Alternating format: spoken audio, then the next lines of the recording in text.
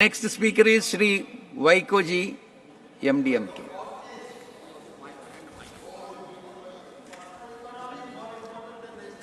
Mr. Vice Chairman, sir. 3 minutes, Vaiko ji, please.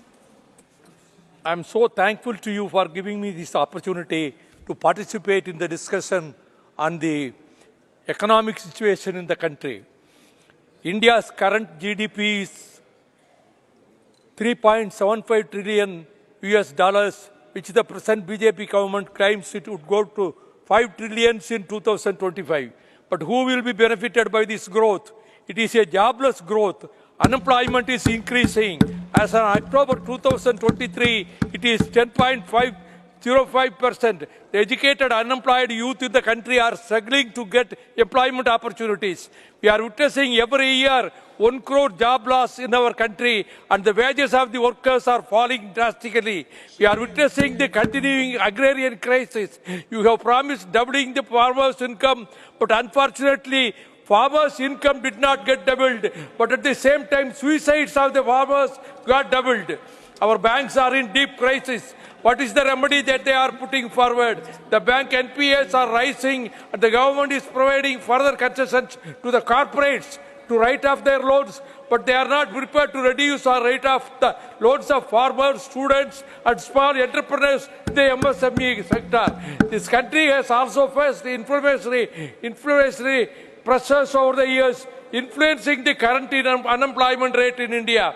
High inflation rates can erode the purchasing power of consumers, leading to reduced demand for goods and services. This can have a cascading effect on business, resulting in cost-cutting measures, including layoffs and hiring and firing jobs, leading to higher unemployment rates. Already there is a decline growth of 4.3% against 15.5% year over year in trade.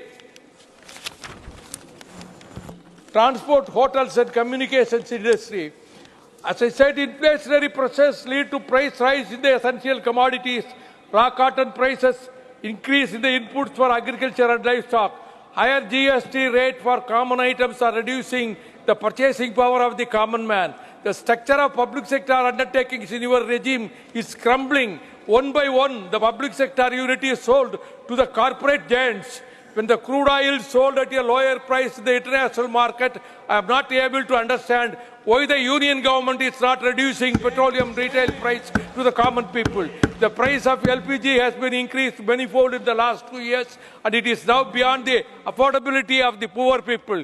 You have a scheme called Ujjwala, but how many people are registered in that scheme? And in that also you have restricted the number of cylinders in the year. So the government should bring down the price of petrol, diesel and LPG, keeping the interests of the common man. The spinning industry in Tamil Nadu has been facing unprecedented losses for several months. For the first time in the last 20 years, exports of yarn and textiles have declined by around 28%.